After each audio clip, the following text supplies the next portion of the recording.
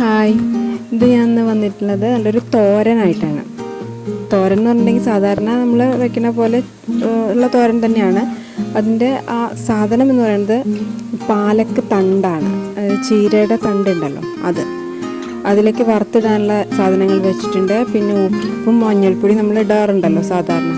പിന്നെ തേങ്ങയിലേക്ക് ഇടാൻ ഇത്തിരി ചെറിയ ഉള്ളിയും മുളകും വെച്ചിട്ടുണ്ട്, ചതച്ചിടാൻ വേണ്ടിയിട്ട്. പിന്നെ ഇത് ആദ്യം പാൻ അടുപ്പത്ത് വെച്ചിട്ട് അതിലേക്ക് വറവിടുക. കടുക്, ഉഴുന്ന്, മുളക്, കറിവേപ്പില ഇതെല്ലാം കൂടി വെളിച്ചെണ്ണയിൽ വറവിടുക. കടുക് നല്ലോണം അങ്ങനെ പൊട്ടി തുടങ്ങുമല്ലോ, സാധാരണ നമ്മൾ പെരുക്കി വറുത്തിടുന്ന പോലെ തന്നെ കടുക് പൊട്ടി തുടങ്ങിയിട്ട് ഇതവിടെ പൊട്ടി തുടങ്ങിയിട്ടുണ്ട്. അപ്പോൾ ഇനി അതിലേക്ക് നമ്മളിതാ അരിഞ്ഞു വെച്ചിരിക്കുന്ന ചീരത്തണ്ട് ഇടാൻ പോവുകയാണ്.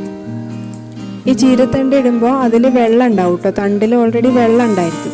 അപ്പോൾ പിന്നെ നമ്മൾ വെള്ളം ഒഴിക്കുമ്പോൾ കുറച്ച് ഒഴിക്കേണ്ടുള്ളൂ. ഇനി അതിലേക്ക് ഇതാ മഞ്ഞൾപ്പൊടി, ഉപ്പൊക്കെ പാകത്തിന് ഇടുക. അളവൊന്നും പറയണില്ല, നിങ്ങൾക്ക് അറിയാമല്ലോ ഉണ്ടാക്കണം എങ്ങനെയാണുള്ളത്. അപ്പോൾ അതേപോലെ ഇടുക. പിന്നെ കുറച്ച് വെള്ളം ഒഴിച്ചാൽ മതി കേട്ടോ, പറഞ്ഞ പോലെ ഇത്തിരി വെള്ളം ഒഴിക്കുക. എന്നിട്ട് നല്ലോണം അടച്ചു വെച്ചിട്ട് വേവിക്കുക.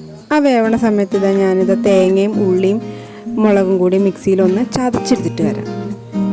ഇതാ ചതച്ച് വന്നിട്ടുണ്ട്. ചതക്കേ വേണ്ടുള്ളൂ, അരക്കൊന്നും വേണ്ടേ.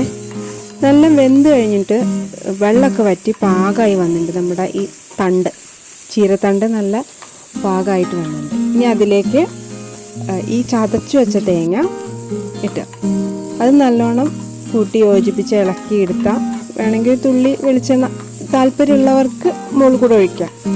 അധികം എണ്ണ ഞാൻ യൂസ് ചെയ്യാത്തത് കൊണ്ട് ഇതിൽ ഒഴിക്കുന്നില്ല എന്ന് മാത്രം. വേണമെന്നുള്ളവർക്ക് അങ്ങനെ ചെയ്യാം കേട്ടോ. അപ്പോൾ എന്തായാലും നല്ലൊരു തോരനാണ്. ഇതുപോലെ ഞാൻ ഈ പാലക്കിൻ്റെ തണ്ട് കൊണ്ട് ഒരു പച്ചടി ഉണ്ടാക്കിയിട്ടുണ്ട്.